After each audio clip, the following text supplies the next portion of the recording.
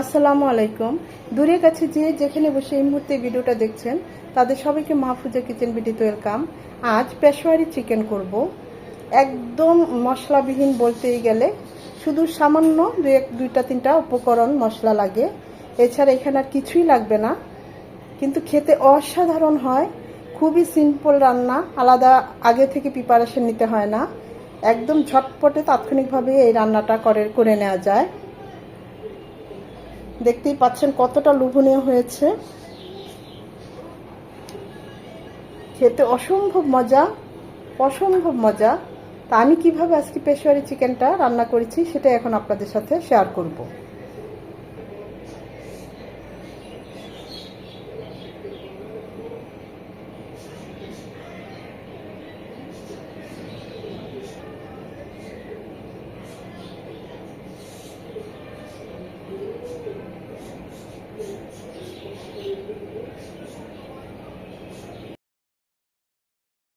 Peshawari chicken রান্না করার জন্য এখানে আমি 1 কেজির উপরে একটা ব্রয়লার চিকেন নিয়েছি, মানে 1.5 কেজি ছিল, কেটে ছেটে হয়তো 1 কেজির কিছু উপরে আছে চিকেনটা। তো একটু রানগুলো একটু বড় করে সাইজ করে কেটে নিয়েছি।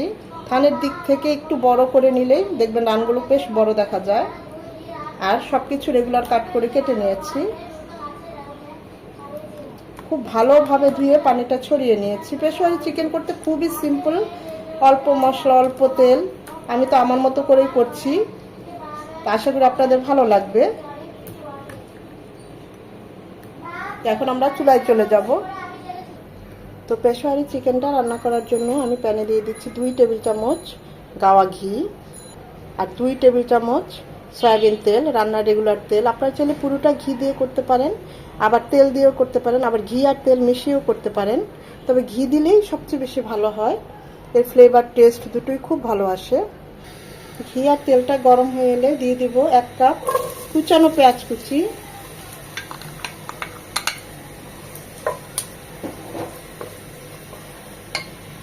তেলটা একটু নরম হবে, ভাজা ভাজা হবে। একটু লবণের ছিটা দিয়ে দিচ্ছি, তাহলে পেঁয়াজ কুচিটা খুব দ্রুত নরম হয়ে যাবে। একদম লাল লাল করার কোনো দরকার নাই, পেঁয়াজটা এরকম নরম হয়ে এসেছে। এখন এই পেঁয়াজের মধ্যে দিয়ে দিব আমরা চিকেনটা। ঘিয়ের সাথে পেঁয়াজের সাথে চিকেনটা খুব ভালোভাবে নেড়ে চেড়ে মিশিয়ে ভেজে নেব 5 থেকে 6 মিনিট। কালারটাও চেঞ্জ হবে, চিকেনটা একটু ভাজা ভাজা হবে।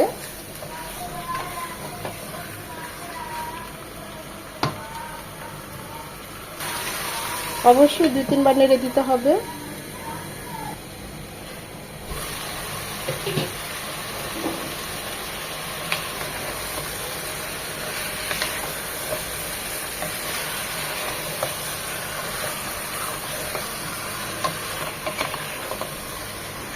পাঁচ 6 মিনিট চিকেনটাকে এভাবে ভাজা ভাজা করে নিয়ে দিয়ে দিব 1 কাপ টমেটো কুচি। পেঁয়াজটা যেভাবে কুচি করে নিয়েছি টমেটোটাও সেম।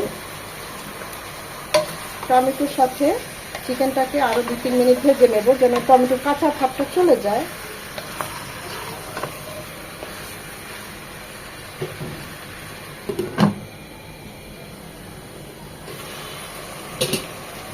দুই 3 মিনিট টমেটোটাকে কষিয়ে এখন এখানে দিয়ে দেব উঁচু করে 2 চামচ আদা রসুনের পেস্ট।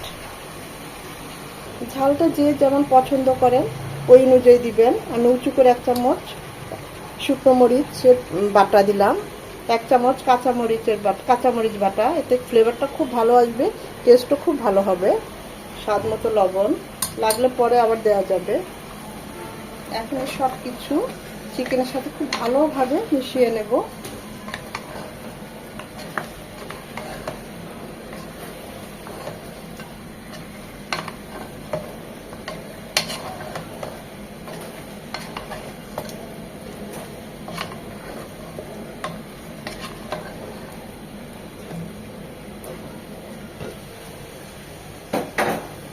এটা কষবে আরও 4 থেকে 5 মিনিট। মশলাগুলো চিকেনগুলোর সাথে খুব ভালোভাবে কষিয়ে নিতে হবে।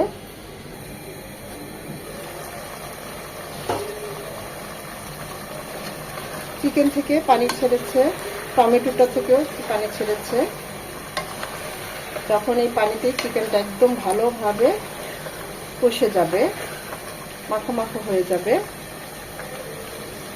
দেখুন সব গলে গিয়েছে, টমেটো, পেঁয়াজ। এই পর্যায়ে দিয়ে দিব ফুটানো পানি।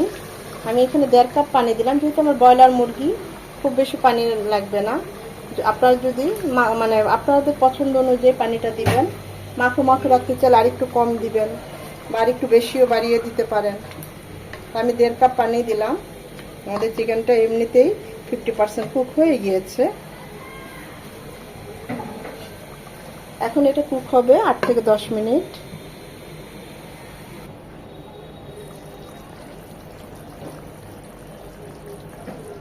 যখন এরকম মাখো মাখো হয়ে যাবে, আমাদের চিকেনগুলো একদম কুক হয়ে যাবে। ঠিক এই পর্যায়ে দিয়ে দিব 1/2 কাপ টক দই। বাসায় বানানো টক দই, তাই একটু পাতলা, অবশ্যই ফেটিয়ে দিবেন।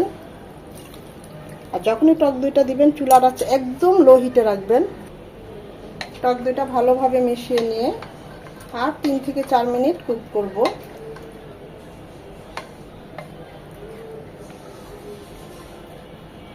এই পর্যায়ে টেস্ট করে নিতে পারেন, ঝাল, লবণ সবকিছু টেস্ট করেছি, সব ঠিক আছে।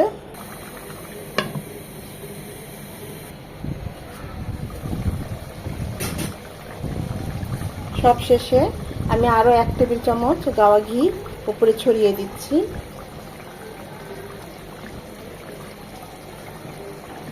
এটা দিয়ে 2 থেকে 3 মিনিট দমে রাখবো, একদম ডিম আছে। মাশাআল্লাহ, দেখুন আমাদের পেশোয়ারি চিকেনের কালার, গ্রেভি আর টেস্টের কথা কি বলবো, অসম্ভব মজা হয়েছে।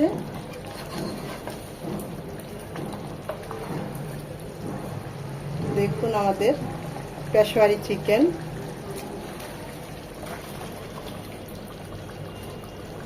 আমরা এখন চুলাটা অফ করে দেব। কতভাবেই তো চিকেন খেয়ে থাকি, এইভাবে একবার চিকেনটা রান্না করে দেখবেন, অসম্ভব ভালো হয়। আমি তো এভাবে প্রায় করি, একদম সিম্পল, কিন্তু তার মধ্যে অসাধারণ একটা টেস্ট।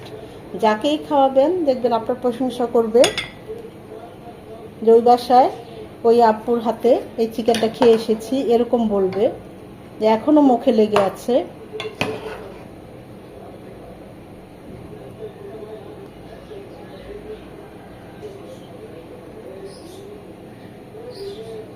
এখানে মশলার আধিক্য খুবই কম, তারপরও অনেক টেস্ট এই চিকেনটা। আমি তো বলবো একবার হলেও যারা নতুন ট্রাই করবেন, এভাবে ট্রাই করে খেয়ে দেখবেন পেশোয়ারি চিকেন, নাম ভুলতে পারবেন না, এটা এতটাই টেস্টি। অনেকে তো অনেকভাবে পেশোয়ারি চিকেনটা করেন, আমি এভাবেই করেছি। আশা করি আপনাদের ভালো লেগেছে। যদি ভালো লেগে থাকে বাসায় ট্রাই করবেন, আর ট্রাই যদি করেন আমাকে অবশ্যই কমেন্টে জানাবেন কেমন হয়েছে। ফ্রেন্ডস এন্ড ফ্যামিলির মাঝে শেয়ার করে দিবেন, যেন তারাও এরকম সহজ এবং মজার রেসিপি দেখতে পায়। আর একটা লাইক তো অবশ্যই দিবেন, কারণ আপনাদের এই একটা লাইক আমাকে পরবর্তী ভিডিও করতে উৎসাহিত করে, উদ্বুদ্ধ করে। সময় নিয়ে যারা এতক্ষণ এই ভিডিওটা দেখেছেন তাদের সবাইকে আন্তরিক ধন্যবাদ। সবাই ভালো থাকবেন, সুস্থ থাকবেন, নিজের প্রতি যত্ন নেবেন।